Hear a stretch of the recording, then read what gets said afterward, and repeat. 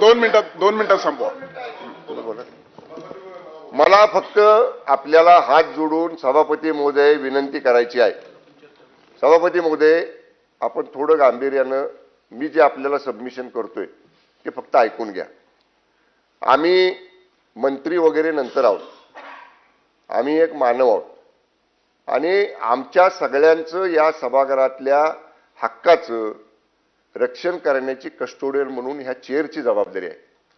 मगाशी आपण येण्यापूर्वी माननीय उपसभापती महोदया या आपल्या आसनावरती होत्या आणि जेव्हा सन्माननीय सदस्य हेमंत पाटील साहेब, सन्माननीय सदस्य विक्रम काळे साहेब, ह्या सन्माननीय सदस्यांनी जेव्हा तो 20 तारखेचा उल्लेख आणि त्यांनी काय सांगितलं, मंत्री जखमी झाले, आम्ही बातम्यांमध्ये पाहिलं, वर्तमानपत्रात वाचलं, मग त्या संदर्भात माननीय उपसभापती महोदय म्हटले की मंत्री हजर आहेत, तुम्ही खोलास म्हणजे वस्तुस्थिती मांडा.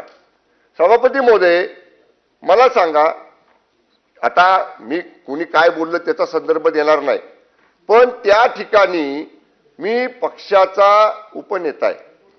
जिल्हा परिषद सदस्यांना व्हीप बजवायचा अधिकार पक्षानं प्रतोद या नात्यानं मला दिलेला आहे.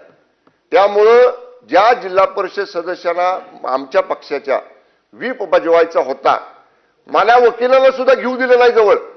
मी विनंती करत होतो, व्हीप बजवायचा आहे, कायदेशीर प्रक्रिया आहे, वकिलाला बरोबर घ्या. मला सांगितलं तुम्ही एकटे जावा. मी एकटा ते व्हीप आमच्या सगळ्या सदस्यांचा घेऊन, म्हणजे मी का तिथं गेलो तर मला नियमानं पक्षानं अधिकार व्हीप म्हणून, मुख्य प्रतोद म्हणून त्याला व्हीप बजवायचा अधिकार दिला होता, त्या कामासाठी गेलो. नंबर 1. आणि सन्मान्य अध्यक्ष सभापती महोदय, या सभागृहामध्ये सदस्य बोलतात ते खरं, मंत्री बोलतात ते खरं, हे बघा ना सभापती महोदय, सगळ्या अंगावर रक्त पडलं. तो जे सन्मान्य सदस्य संदीप मांडवे आहेत त्यांच्या शर्टावर रक्त पडलं. ठीक आहे ना, तुम्हाला सदस्यांना ताब्यात घ्यायचं होतं ना, खाली गेटवर घेऊ शकला असता ना, किंवा नाही मतदान करून घेऊ शकला असता. विस्तृत चर्चा झालेली आपण. नाही, ऐका ना सभापती महोदय, मला साहेब सांगा, मंत्र्याला मारहाण झालेली या सभागृहात कधी झालंय का प्रकार? मंत्र्याला धक्काबुक्की झालेलं कधी या सभागृहानं ऐकलंय का? सगळं रेकॉर्ड काढून बघा, हे सभागृह निर्माण झाल्यापासून. एवढं होऊन सुद्धा आम्हाला बोलायला सुद्धा तुम्ही देणार नाही, आमचं ऐकून पण घेणार नाही. 37 मिनिटं झालं याच एका घटनेवरती चर्चा सुरू. नाही, आपण सांगा. नाही, एक मिनिट, आम्हाला सांगा, तुम्ही बोलू नका, आम्ही तुम्हाला आम्ही तुम्हाला नतमस्तक होतो आणि घरी निघून जातो.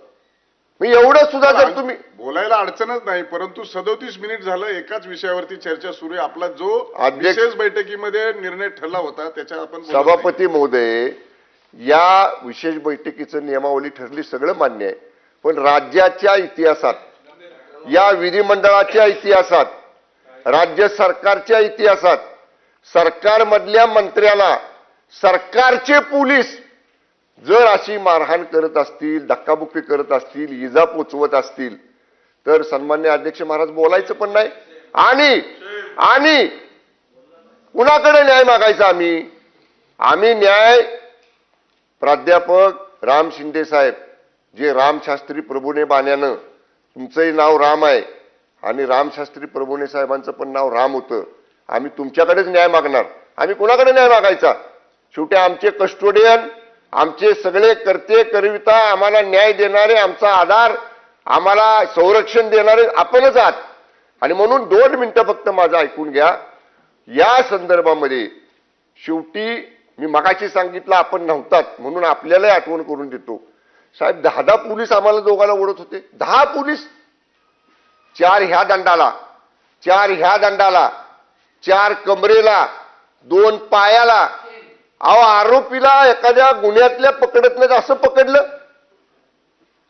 हे सभापती महोदय, मी आपल्या चेअरचा आदर करतो. चेअरनं निर्णय दिला की त्या एसपीचं निलंबन करा, त्या 2 एलसीबीच्या अधिकाऱ्यांचं निलंबन करा आणि या संपूर्ण प्रकरणाची निवृत्त न्यायाधीशामार्फत चौकशी करा, ही आमची मागणी आहे.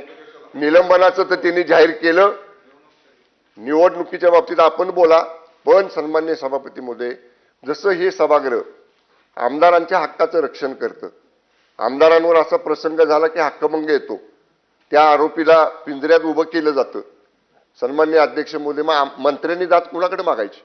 आपण सभागृहामध्ये सांगता की मंत्र्यांना बोलता येत नाही, मंत्र्यांना सरकारची बाजू मांडा. आम्ही कुणाकडे मांडायचं? पहिले आम्ही आमदार आहे ना, आणि मग मंत्री आहे. त्यामुळे माझी आपल्याला विनंती आहे, आपल्या अधिकारामध्ये जसं त्यांना निलंबित केलेलं आहे त्या न्यायालयीन चौकशीमध्ये त्या एसपीच्या इथून पाठीमागच्या सुद्धा सगळ्या कारकिर्दीची चौकशी करा.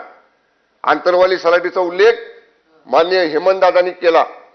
साहेब, एकनाथजी शिंदे साहेब त्यावेळी मुख्यमंत्री होते. साहेबांनी मला 2 वेळा तिथं जायला सांगितलं. एवढा प्रचंड उद्रेक होता, का बरं तिथनं काढलं त्याला?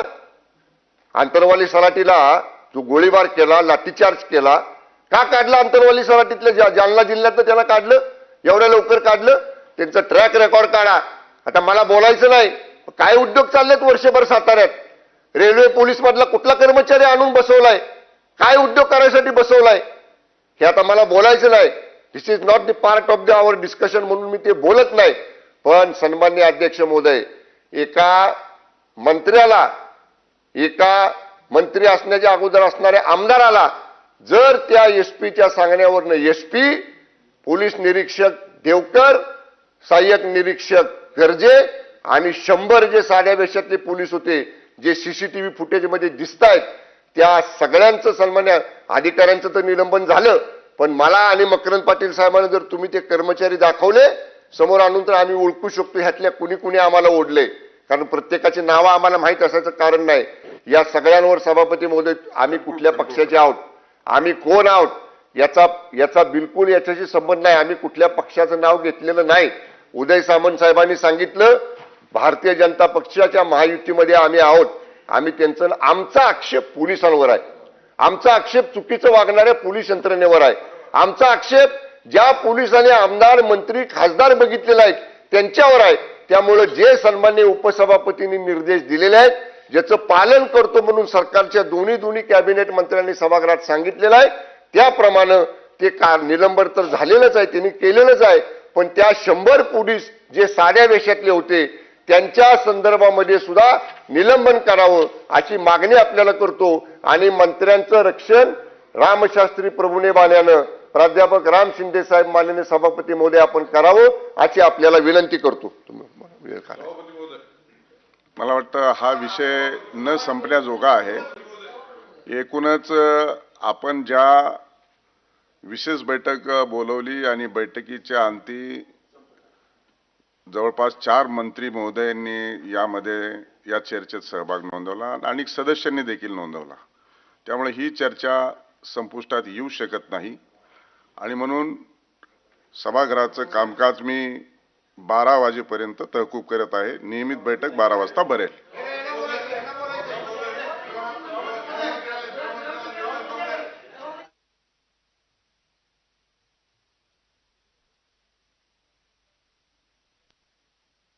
परिषद अध्यक्षपदाच्या निवडणुकीवरून शिवसेना आणि भाजपच्या मंत्र्यांमध्ये जुंपल्याची स्थिती आपल्याला विधान परिषदेमध्ये पाहायला मिळते. साताऱ्याच्या अधीक्षकांना, पोलीस अधीक्षकांना निलंबित करावं असे आदेश उपसभापती नीलम गोरे यांनी दिलेले होते आणि त्यानंतर आपण पाहतोय जयकुमार गोरे यांनी देखील त्यावर आक्षेप घेतलेला आहे. आमचं पूर्ण म्हणणं ऐकून घ्या आणि त्यानंतर तुम्ही कारवाई करा असं जयकुमार गोरेंचं म्हणणं आहे. मात्र शंभूराज देसाई यांनी म्हटलेलं आहे की मंत्र्याला मारहाण झाली, धक्काबुक्की झाली आहे, असा प्रकार यापूर्वी कधीच झालेला नाहीये. आणि त्यानंतर या सगळ्या प्रकरणावरून भाजप आणि शिवसेनेमध्ये जोरदार जुंपलेली आहे. तर या सगळ्या महत्त्वाच्या